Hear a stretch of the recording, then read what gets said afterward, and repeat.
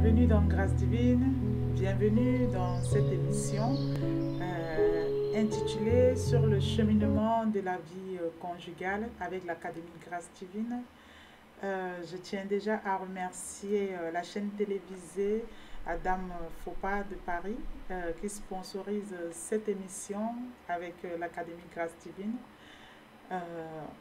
Que Dieu vous bénisse. Moi, je suis Siatou.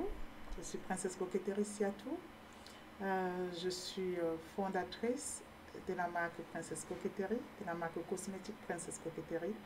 Je suis également fondatrice de l'Académie Grâce Divine, dans laquelle j'accompagne les femmes et les hommes en souffrance dans le concubinage et sur le cheminement de la vie maritale. Aujourd'hui, le thème que je vais aborder avec vous au cœur de cette émission, ce sera essentiellement pourquoi ton désert dans le concubinage est-il très long? Pourquoi ton désert dans le concubinage est long? J'aimerais vous dire, toi qui me regardes, j'aimerais te dire, il y a des concubinages douloureux, certains moins douloureux. Il y a la vie conjugale douloureuse, même certains mariages douloureux et certains paisibles. Mais aujourd'hui, ce qui nous intéresse, c'est ces souffrances-là, la part de souffrance qui dure lorsque tu es dans le concubinage. Ces souffrances qui durent, c'est tout simplement parce que ta période de concubinage, c'est cette période-là où Dieu il t'amène au cœur de tes faiblesses. Il t'amène au cœur de ton désert pour parler à ton cœur. Il t'amène au cœur de ton désert pour te préparer. La période de souffrance dans le concubinage, c'est une période de préparation. C'est une période pendant laquelle tu dois chercher vraiment la face de Dieu. Tu dois tout faire pour te connecter à Dieu, comprendre le message qu'il veut vraiment te communiquer, le message qu'il veut te véhiculer pendant cette saison-là de ton concubinage. Et il y a beaucoup de femmes en fait, beaucoup de femmes et d'hommes, pendant le désert dans le concubinage, ça peut se manifester comment en fait? Ce temps-là qui dure, cette souffrance-là dans le concubinage qui dure chez d'autres femmes, chez d'autres personnes, comment ça se manifeste? Ça peut se manifester par des humiliations dans ton entourage. Ça peut même venir de ces pseudo belles familles que tu appelles belles familles et elle ne te reconnaît pas parce que en réalité, effectivement, tu n'as pas d'identité, tu ne peux pas revendiquer d'identité que sur le plan spirituel, sur le plan divin, même civil, qui puisse conforter pour que cette belle famille puisse t'accepter. C'est pourquoi le désert peut être long à travers les humiliations que les gens peuvent t'infliger. On peut t'infliger des humiliations tout simplement parce qu'on ne te reconnaît pas en fait comme femme, comme épouse de cette famille-là. Le désert peut être aussi long venant de ton propre entourage. Le désert dans le concubinage, parfois est perdu, tout simplement parce que ta propre famille peut être amenée à t'interroger. Pourquoi cet homme-là, avec qui tu es depuis des années, pourquoi vous n'officialisez pas votre relation? Et cette posture que peut avoir ton entourage, ça peut être vraiment une posture indépendamment de leur volonté, mais une posture cependant maladroite. Le désert dans le concubinage peut aussi durer parce que tu n'arrives pas à comprendre que le message de Dieu pendant ces saisons-là.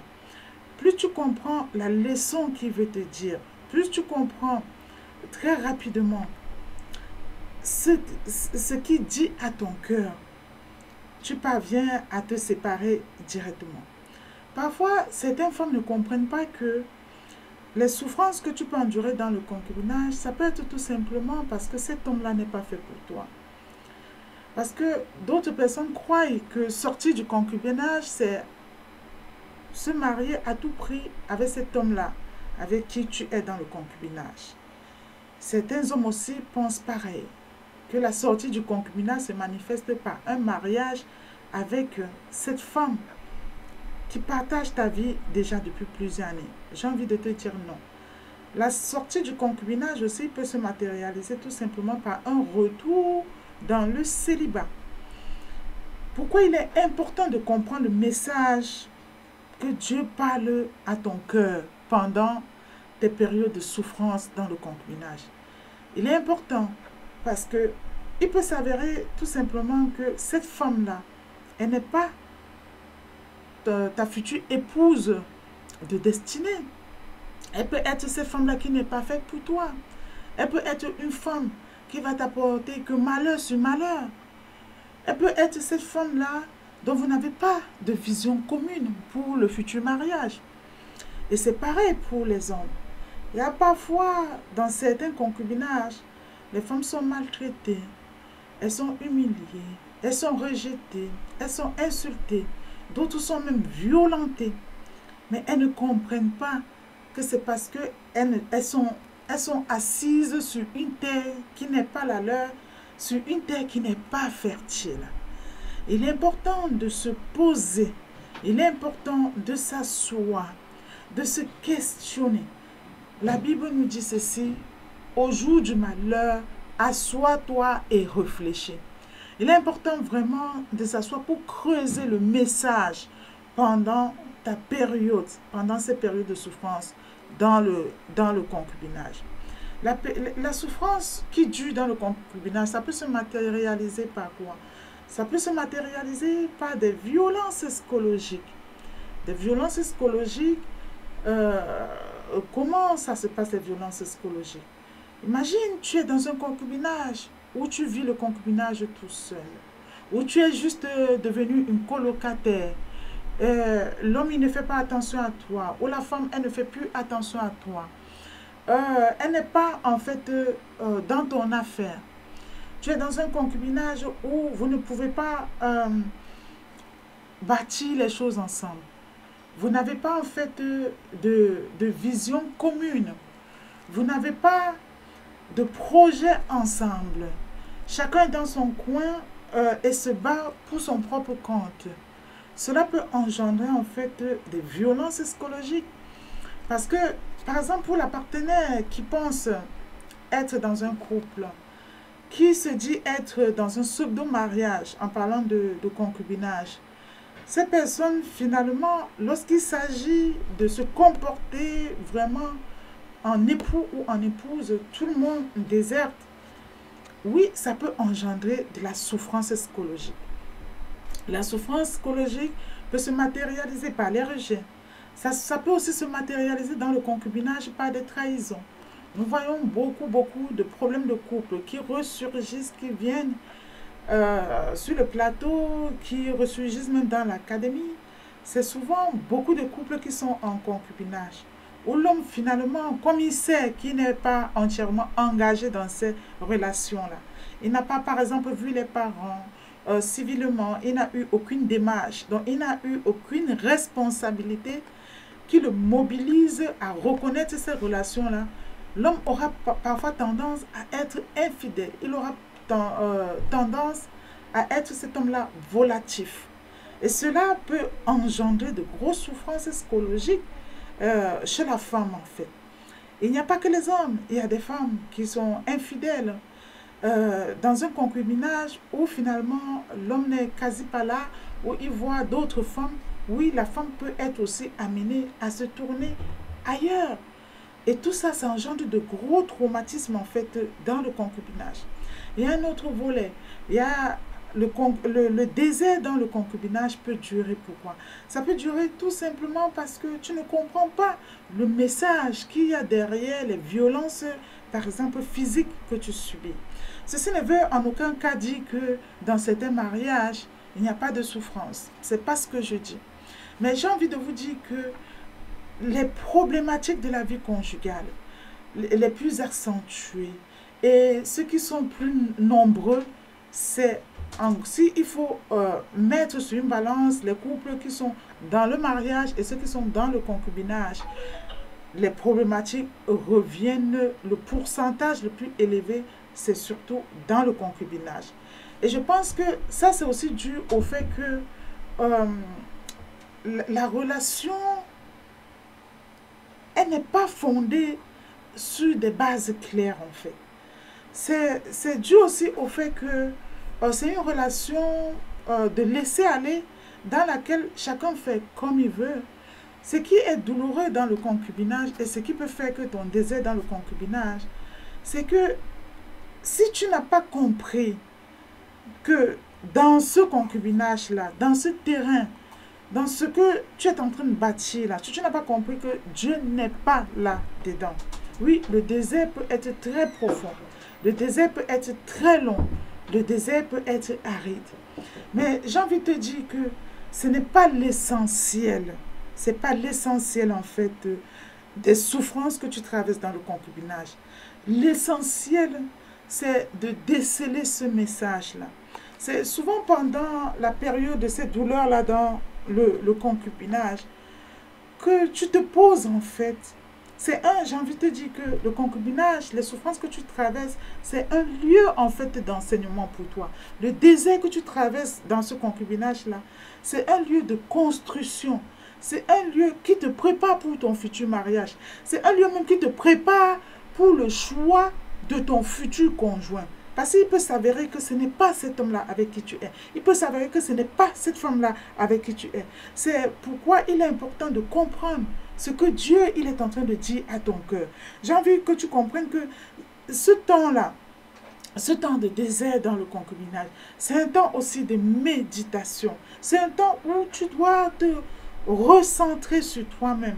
C'est un temps où toi, je ne te demande pas vraiment de te mortifier, mais c'est un temps de préparation. C'est un temps dans lequel tu dois comprendre que tu as fait des choix par toi-même et que dans ces choix-là, les conséquences, tu dois les surmonter par toi-même. Maintenant, ce qui se passe, c'est que tu dois aussi comprendre que cette période-là, c'est un temps vraiment où Dieu se manifeste à toi, en fait. Parce que ce qui se passe, c'est que beaucoup de personnes ont tendance à stigmatiser les gens qui traversent le désert. Ils ont tendance à les rejeter. Beaucoup de femmes dans le concubinage, parfois se sont vues cracher dessus. Beaucoup de femmes aussi, qu'est-ce qu'elles ont fait? Elles ont eu à se battre pour investir avec un homme dans la saison de concubinage. Et quand l'heure vient maintenant de profiter des bons fruits de leur investissement, de profiter de cette maison-là où elles ont construit ensemble, c'est là où l'homme la met à la porte. C'est là où parfois la belle famille vient, c'est pseudo-belle famille, parce que ce n'est pas la vraie belle famille. C'est un temps où finalement la belle famille vient t'insulter. On vient te dire combien de fois tu es une étrangère. On vient te dire combien de fois il y a une autre femme, une vraie femme pour ce foyer-là. Alors que tu as passé beaucoup d'années de souffrance, tu as passé beaucoup d'années d'investissement, de l'investissement physique, même énergétique. Mais tu dois comprendre que c'est une période, tout ce que tu vis pendant ce temps-là, c'est une période de construction. C'est une période qui te donne la sagesse. C'est une période qui te prépare pour le futur foyer dans lequel tu es appelé à vivre vraiment le bonheur. Mais il faut comprendre. Pour arriver à cela, il faut comprendre tout ce que Dieu te parle pendant cette saison-là. Tu dois comprendre, tu dois retenir la leçon. Tu dois retenir la leçon de ton concubinage. Quelle est la leçon de ton concubinage? Tu dois revenir sur les bases de pourquoi de ton concubinage. Pourquoi tu es entré dans le concubinage. Si c'était aussi pour, comme certaines femmes, pour avoir genre, le statut, donc avoir le sentiment que tu es en couple, comme d'autres personnes, ou que tu es, on va dire, pseudo-marié comme d'autres personnes, si c'est pour avoir ce sentiment-là, tu dois revenir sur la base.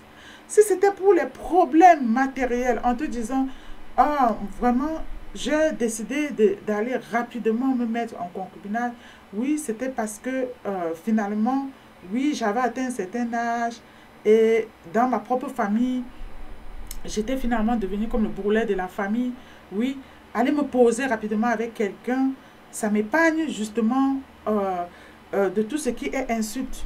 Donc, on ne va pas m'insulter que je suis une vieille fille. On va pas, je ne vais pas être une charge pour mon entourage, une charge pour ma famille.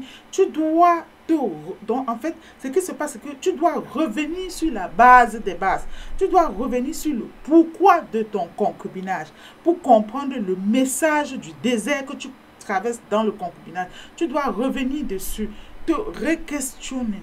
Et ce que tu dois faire est commencer à travailler. Si c'était pour des raisons matérielles, tu dois te poser et te dire, mais comment je peux faire donc pour développer les sources de revenus, pour améliorer ma situation financière.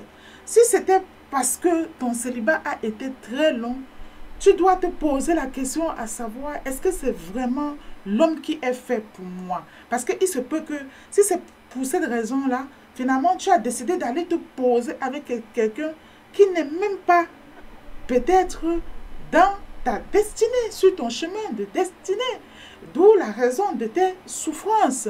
Et ça veut dire que si tu ne comprends pas le message, si tu ne comprends pas ce que Dieu veut te dire, peut-être il veut tout simplement te dire que le chemin que tu as choisi là, ce n'est pas le bon chemin. Cette famille dans laquelle tu t'es précipitée toute seule, aller t'installer dedans, peut-être cette famille-là n'est pas ta future famille, ta future belle famille de destinée. Et c'est ça qu'il faut comprendre. J'aimerais aussi te dire que parfois le désert dans le concubinage dure tellement parce que oui, effectivement, on ne comprend pas le message, on ne comprend pas la leçon, on s'entête, on ne comprend pas que c'est une période de préparation, on ne comprend pas qu'on peut être vraiment amené à sortir de là et finalement rencontrer notre homme de destinée. On ne comprend même pas que Dieu, peut-être, il a préparé un autre terrain plus fructueux pour nous.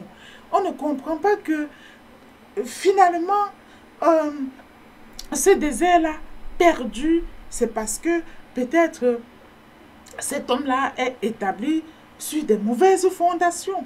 Peut-être les challenges qui sont liés à la fondation de cette famille-là, tu ne pourras pas les supporter pour longtemps. Tu ne pourras pas les supporter en fait durant plusieurs années. D'où l'importance de comprendre quel est le message de Dieu pendant cette période-là. Ce que tu dois faire, tu dois vraiment prendre Dieu comme force.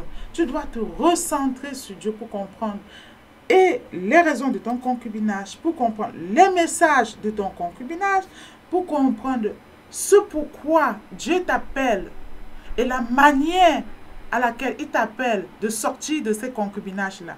Parfois, il peut t'amener, il peut être en train de te dire, sors de ce concubinage-là pour rebâtir déjà ta vie en tant que célibataire, te reconstruire, guérir de toutes les souffrances, de toutes les blessures que tu as pu encaisser dans cette famille-là qui n'était pas la sienne, auprès de cet homme-là, auprès de cette femme-là qui n'est pas réellement fait pour toi.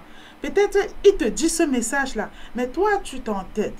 Et c'est pourquoi on va voir certaines femmes vont aller jusqu'à finalement pas mourir sur les coups des blessures dans le concubinage. D'autres vont finalement être détruites psychologiquement, détruites parce qu'elles ont tellement été déchirées de l'intérieur.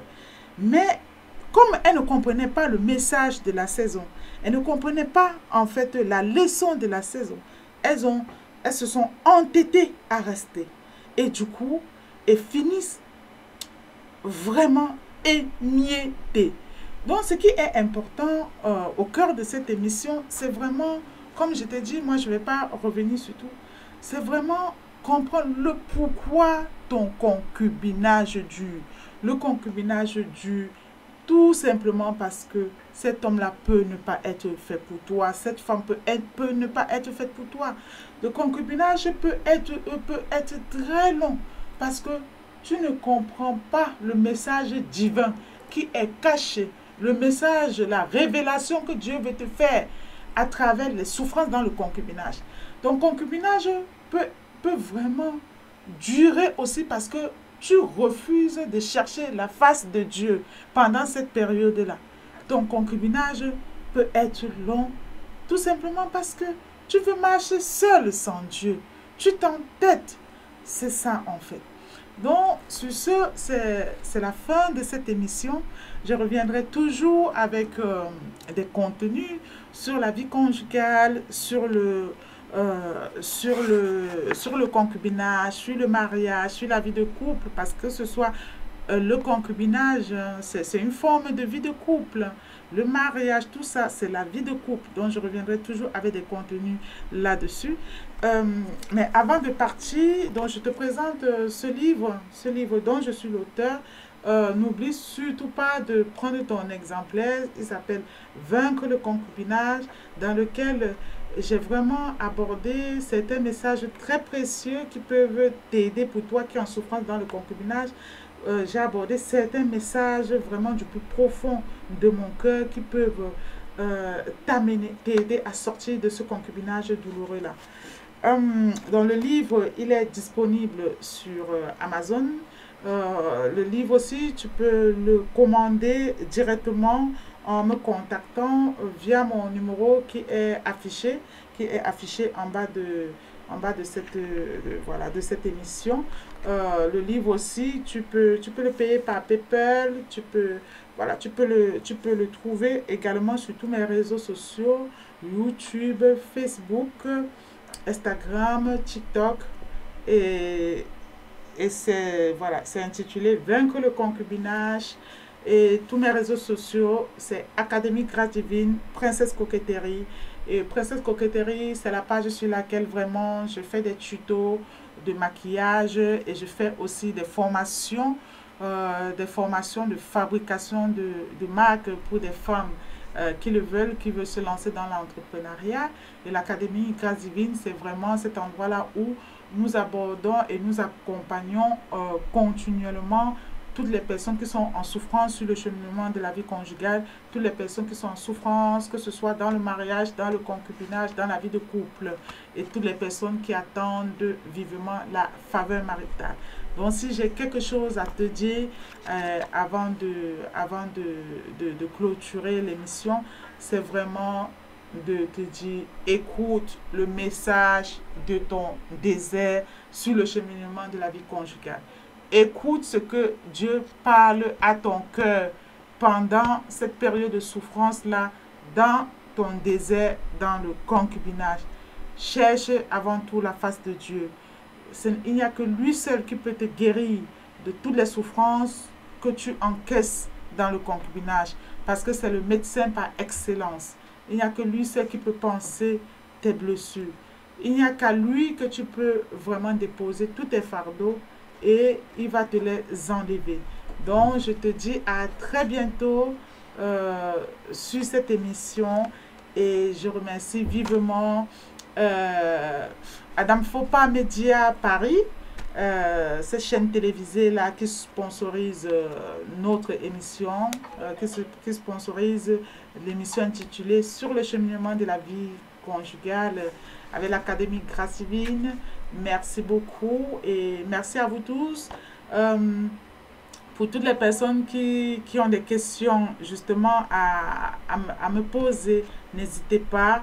Laissez vos questions en bas de l'émission. Vous pouvez aussi nous contacter via le numéro qui est affiché et notre équipe prendra soin de revenir vers vous pour répondre à toutes vos questions.